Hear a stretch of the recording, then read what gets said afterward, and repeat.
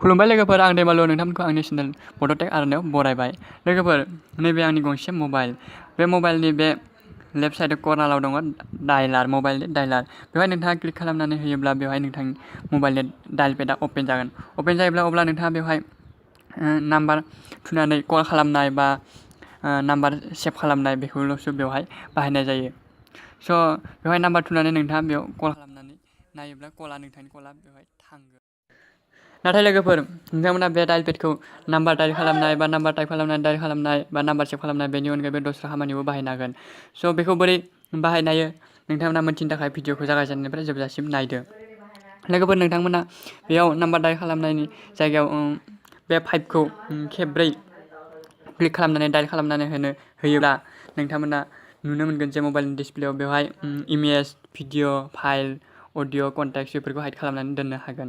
बेवहाय बेफोरखौ बोरै हाइड खालामो बेखौ मिन्थिनो थाखाय नोंथाङा बे साप'ज पिक्सार हाइड खालामनोब्ला नोंथाङा बेवहाय क्लिक खालामनायनि उनाव बे राइट साइडनि कर्नाराव बेवहाय क्लिक खालामनानै बे नोंथांनि गेलारिनिफ्राय जायखिजाया पिक्सार सेलेक्ट खालामनानै बेवहाय हाइड खालामनानै दोननो हागोन।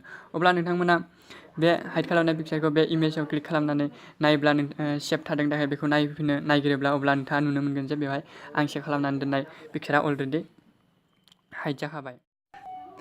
लोगोफोर, बे सिक्रेट ट्रिक्सखौ माबोरै बाहायो बा माबोरै इउज खालामो बेखौ नोंथांमोनाबो मोन्थिनो लुबैदोंब्ला एबा बाहायनो लुबैदोंब्ला थुदो, अब्ला भिडिअखौ जोबनायथिं लांदोनि।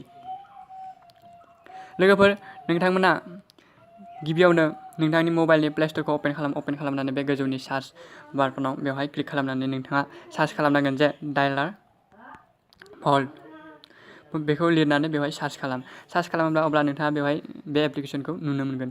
एप्लिकेसनखौ नुयोब्ला नोंथाङा बेवहाय क्लिक खालामनानै एप्लिकेसनखौ इनस्टल खालामनांगोन। लोगोफोर, आंना बे एप्लिकेसना अलरेडि इनस्टल खालामखानाय दङ, स' आं इनस्टल खालामबाय थालिया।